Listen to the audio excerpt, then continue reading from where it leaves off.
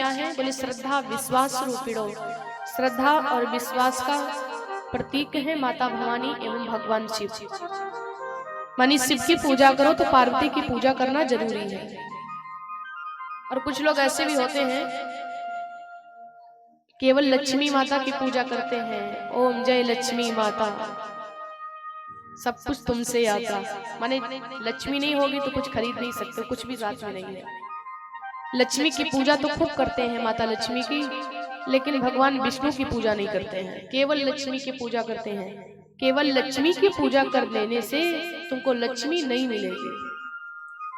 कोई भी नारी हो, घर में कोई शादी विवाह हो, गांव में कोई शादी विवाह हो, कथा भागवती हो, और उनके पत्नी को तुम बुलाओ, निमंत्रण दो, भैया तुमको आना है, और उनके पति देव से झूठे न कहो कि भैया तुमको भी आना है, तो भला वो पति पत्नी को आने देगा? नहीं आने देगा। बोले तुम नहीं जा सकते हो, कितना भी तुम कहो अरे भैया स्पेशली मुझे बुलाया गया 1 मिनट के लिए, बोले नहीं जा सकते हो। इतना बड़ा वो बंदे हमको नहीं बुला सके, तुमको बुला लिया, मेरे बिना तुम जा नहीं सकते हो। माने लक्ष्मी को पाने के लिए विष्णु भगवान की पूजा करना अति आवश्यक है। और जब भगवान विष्णु की तुम पूजा करोगी तो लक्ष्मी माता की पूजा करो या ना करो, वो विष्णु जी के साथ में जरूर चली आएंगी। इसलिए माता लक्ष्मी भगवान विष्णु दोनों की पूजा करना जरूरी है।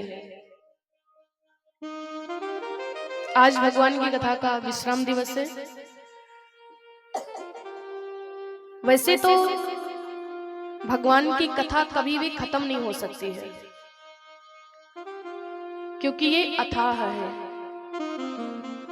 कहीं पर इसका अंत नहीं है। हरि अनंत हरि कथा अनंता, कहाई सुनई बहुविध सब संता। माने कोई कहे आज भगवान की कथा का विश्राम दिवस है, अंतिम दिवस है, आखिरी है कथा की, तो ये गलत है। क्योंकि कथा का कभी भी अंत नहीं होता है, कथा कभी भी पूरी हो ही नहीं सकती, कभी खत्म हो ही नहीं सकती है।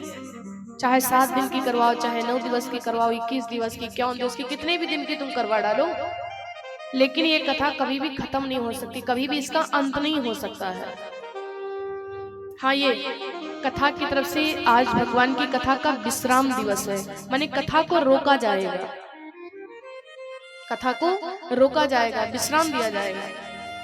ऐसी सुमंगल करने वाली, दुख को निवारने वाली और जीवन में मंगल ही मंगल करने वाली, दुख का नाश करने वाली, ये भगवान की कथा है।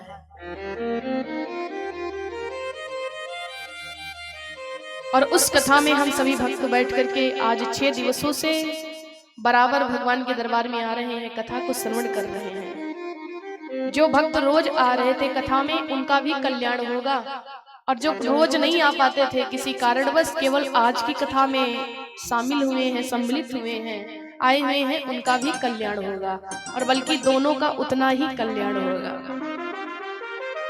क्यों? रिजर्वेशन करवाते हो, कहीं पे जाना होता, किसी स्टेशन पे तुमको कहीं धाम में जाना है दर्शन करने, स्टेशन के लिए, फलाने स्टेशन के लिए तुम टिकट कटवा लिए।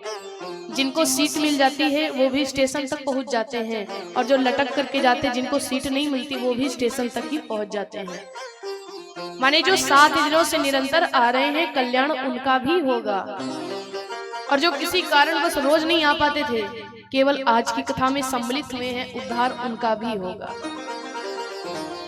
कुछ लोग कहते हैं कथा में जाएं, अगर मन न लगे तो कथा में जाना निष्फल है, कोई मतलब नहीं। जरूर मतलब, फिर भी मतलब है। ऐसा क्यों? क्योंकि तुम जब ट्रेन में बैठते हो, जिस स्टेशन के लिए तुम टिकट कटाओगे ना, अगर ट्रेन में तुम बैठ लेते हो, बैठने के बाद में वो ट्रेन तुमको उसी स्टेशन पर उतार देगी जहां के लिए तुम टिकट कटवाओगे। टिकट पहले कटवा लो कि वहां पर हमको बनारस जाना है, टिकट कटवा लो, बनारस जाना है। अब टिकट तो कट गया भैया, ट्रेन के पास में गए, स्टेशन पर मन नहीं कर रहा कि जाएं कि ना जाए, बाद में मन करता चलो छोड़ो, मन नहीं, कभी फिर चले जाएंगे। लेकिन अगर तुम ट्रेन में बैठ लेते हो, ट्रेन में बैठ लेने के बाद भी अगर तुम्हारा मन नहीं करता कि अरे अच्छा नहीं लग रहा है, जा रहे हैं लेकिन अच्छा नहीं लग रहा है, मन तुम्हारा करे या ना करे, लेकिन वो ट्रेन तुमको मंजिल तक ही पहुंचा देगी। माने स्टेशन तक पहुंचा देगी। वैसे ही ये राम की कथा है, ये हरि की कथा है। कथा में बैठने के बाद में आपका मन लगे या ना लगे, लेकिन ये कथा भी तुमको उस धाम तक पहुंचा देगी।